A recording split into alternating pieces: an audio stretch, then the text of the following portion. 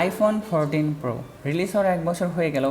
আমি আজকে আপনাদেরকে এই ফোনটিকে রিভিজিট করতে নিয়ে যাব। এর পেছনে বেশ কিছু কারণ রয়েছে, সেই কারণগুলো এই ভিডিওর যে কনক্লুশন রয়েছে সেখানে যদি যান তাহলে আপনারা হয়তো বা বুঝতে পারবেন কেন আমি আসলে এই মুহূর্তে এসব আইফোন 14টা রিভিজিট করতেছি। আইফোন 14 প্রো যে ডিজাইনটা রয়েছে সেটা 13 প্রোর মতোই আর কি, আপনারা আইডেন্টিক্যাল বলতে পারেন। এর ডিজাইনের ক্ষেত্রে যদি আপনারা যে ডাইনামিক আইল্যান্ডটাকে বাদ দেন বাকি সব কিছুই সেম। তবে এই ক্ষেত্রে আইফোন 14 প্রোটা একটু আগের থেকে একটু বেশি হ্যাভিয়ার এবং একটু বেশি থিকার, এবং এর যে ক্যামেরা বামটা রয়েছে সেটা যথেষ্ট হাতে লাগে আর কি, মানে অনেক উঁচু। এর জন্য আমি আপনাদেরকে বলবো, আপনারা যদি এখনও আইফোন 14 প্রো কিনে রাখেন তো আপনারা এখানে লেন্স প্রোটেক্টর কিংবা ভালো মানের কোনো ব্যাক কভার ইউজ করেন, যাতে হচ্ছে আপনাদের যে ক্যামেরাটা রয়েছে সেখানে যাতে কোনো স্ক্র্যাচ না লাগে। এবং এর যে ডাইনামিক আইল্যান্ডটা রয়েছে সেটা আসলে দেখতে খারাপ লাগে না, যদি আসলে এটা পারসেপশনের উপর ডিপেন্ড করে।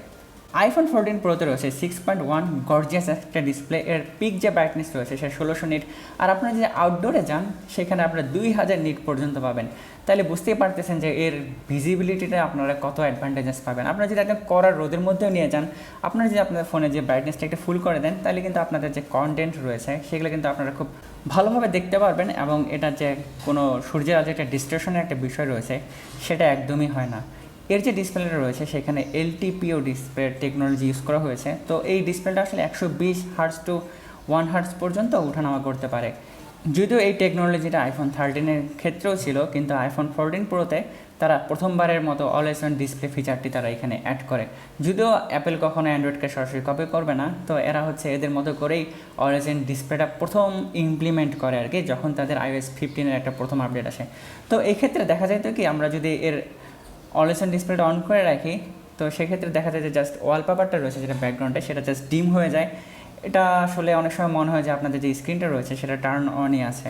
এটা অনেকের কাছে ইম্প্র্যাকটিক্যাল লাগলেও পরে তারা একটা আপডেটের মাধ্যমে তারা অলওয়েজ অন ডিসপ্লেতে জাস্ট ক্লক কিংবা নোটিফিকেশনের যে আইটেমগুলো রয়েছে সেগুলো শুধু ডিসপ্লেতে ভিজিবল রাখে। এর ফলে হয় কি, অনেকগুলো পিক্সেল অফ থাকে এবং ব্যাটারি লাইফ যেটি রয়েছে সেটা আগের থেকে অনেক বেশি একটা ব্যাকআপ পাওয়া যায়। তো এখন আমরা আইফোন 14 সিরিজের যে বিগেস্ট আপডেটটা রয়েছে সেটা নিয়ে কথা বলবো, সেটা হচ্ছে ডাইনামিক আইল্যান্ড। আমাদের কাছে এটা শুরুর দিকে একটু গিমিক মনে হলেও তবে এই জিনিসটা কিন্তু যথেষ্ট কুল, কারণ হচ্ছে আপনার বিভিন্ন রকম অ্যাপ্লিকেশনকে এখানে আপনার উইজেট আকারে ইউজ করতে পারবেন, কিংবা কোনো অ্যাপ্লিকেশনটা মিনি ভার্সন হিসাবেও আপনারা ব্যবহার করতে পারবেন অন্য কোনো জায়গায় কোনো ডিস্ট্রেকশন ছাড়া। এর ফলে হবে কি, আপনাদের যে আইফোন ইউজ করার যেটা এক্সপেরিয়েন্স রয়েছে সেটা কিছুটা ফ্ললেস হয়। আর আমি আপনাদেরকে বলবো না যে আসলে ডাইনামিক আইল্যান্ডের জন্য আপনারা আইফোন 14 প্রো বা আইফোন 15 প্রো কিনেন। আপনাদের যে রেগুলার আইফোনটা রয়েছে সেটা দিয়েও আসলে আপনাদের যে রেগুলার ডে টু ডে টাস্কগুলো রয়েছে সেগুলো কিন্তু হয়েই যায়।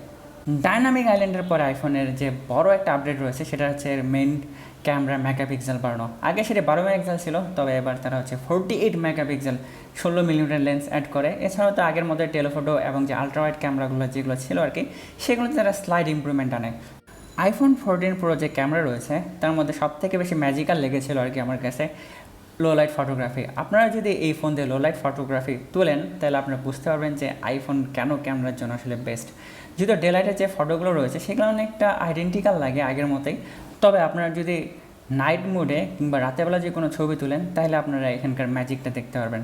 তবে আমি আপনাদেরকে বলে রাখি, আপনারা যখন নাইট মোডে কোনো ছবি তুলবেন একদম স্যামসাং বা অন্যদের মতো একেবারে পুরো দিনকে পুরো রাত করে দেবে এমনটা না, তবে তারা এমনভাবে সেটিকে ব্যালেন্স করে নেয়, দেখতে ভালো লাগে। এই মুহূর্তে আমি যে ভিডিওটা ক্যাপচার করতেছি সেটা হচ্ছে আইফোন 14 প্রো ফ্রন্ট ক্যামেরা দিয়ে এবং সিনেম্যাটিক মোডটা টার্ন অন করে দিয়ে। আরেকটা জিনিস বলে রাখি, এখানে কিন্তু আমি কোনো এক্সটার্নাল ডিভাইস ইউজ করতেছি না এখানকার অডিওটা ক্যাপচার করার জন্য। এর ফলে হয়তো আপনারা একটা বড়সড় ধারণা পাবেন যে এখানকার যে ক্যামেরা এবং এর যে সাউন্ড ক্যাপচারিংয়ের যে ক্যাপাবিলিটি রয়েছে সেটা কতটুকু স্ট্রং। আইফোনের পারফরমেন্স নিয়ে আসলে নতুন করে বলার কিছু নাই। তারা আইফোন 14 প্রোতে A16 বায়োনিক চিপসেটটা ইউজ করেছিল, আর এটাই হচ্ছে আইফোনের প্রথম চিপসেট যেটাতে 4 ন্যানোমিটার টেকনোলজি ইউজ করা হয়েছে।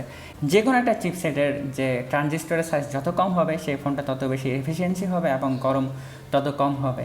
ঠিক সেই কারণগুলোর জন্য আপনার আইফোনে যথেষ্ট পরিমাণ ভালো পরিমাণে আপনারা মাল্টিটাস্কিং করতে পারবেন, এবং অন্যান্য যে হেভি টাস্কগুলো রয়েছে এই ফোনটি খুব সহজে সামলে নিতে পারে। ট্রানজিস্টরের সাইজ ছোটো থাকার কারণে আমি এক্সপেক্ট করেছিলাম যে এখানকার ব্যাটারি লাইফ হয়তো বা খুব মানে আকাশ জমিনে একটা পার্থক্য করে দেবে, কিন্তু আসলে সেই ক্ষেত্রে এমনটা না। আপনারা যে রেগুলারভাবে ইউজ করেন, আপনারা যে 100% চার্জ দিয়ে এই ফোনটা ইউজ করেন, আপনারা মোটামুটি 6 থেকে 7 ঘন্টা এটার ব্যাটারি ব্যাকআপ পেয়ে যাবেন। আর আপনারা যেটা হেভি ইউজ করেন যেমন ধরুন গেম বা এই টাইপের কিছু, তাহলে আপনারা নিঃসন্দেহে 4 থেকে 5 ঘন্টা ব্যাটারি ব্যাকআপ পাবেন। যেহেতু এটি একটি আইফোন 14 প্রো রিভিজিট ভিডিও ছিল, তো আমি আসলে এই ভিডিওটা খুব একটা দীর্ঘ করতে চাচ্ছি না।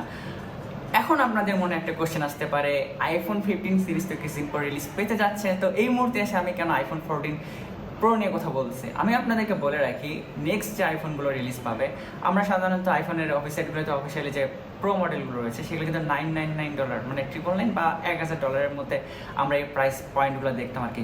কিন্তু এক্ষেত্রে দেখা যাবে যে আইফোন 15 সিরিজের ক্ষেত্রে তারা কিন্তু আইফোন 15-এর যে প্রাইস রয়েছে সেটা $100 থেকে $150 করে বাড়িয়ে দিবে। এর ফলে হবে কি, আমাদের দেশে যে ফোনের প্রাইস রয়েছে সেটাতে নির্ঘাত 10 থেকে 20,000 টাকা তো বাড়বেই, এবং অফিসিয়াল যে ফোনগুলো রয়েছে সেগুলো 2 লাখ টাকা ক্রস করবে। আইফোন 15 সিরিজ বা পরবর্তী আইফোন যেগুলো রয়েছে সেগুলো রিলিজ পাওয়ার পরেও যদি আপনারা আইফোন 14 প্রোটা যদি কনসিডার করেন, এটা হয়তো বা আপনাদের জন্য একটা বাজেট ফ্রেন্ডলি একটা অপশন হতে পারে।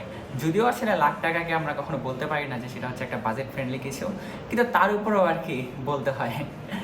আজ এ পর্যন্ত, এতক্ষণ ধরে আমি আপনাদের সাথে ছিলাম অর্ঘ। আর যে ভিডিওটা ভালো লেগে থাকে ভিডিওতে একটি লাইক, আর যারা এখন পর্যন্ত আমার চ্যানেলটা সাবস্ক্রাইব করেননি, আশা করা যাচ্ছে আপনারা চ্যানেলটা সাবস্ক্রাইব করে ফেলবেন। আর সবাই অনেক ভালো থাকবেন। Tata, bye bye.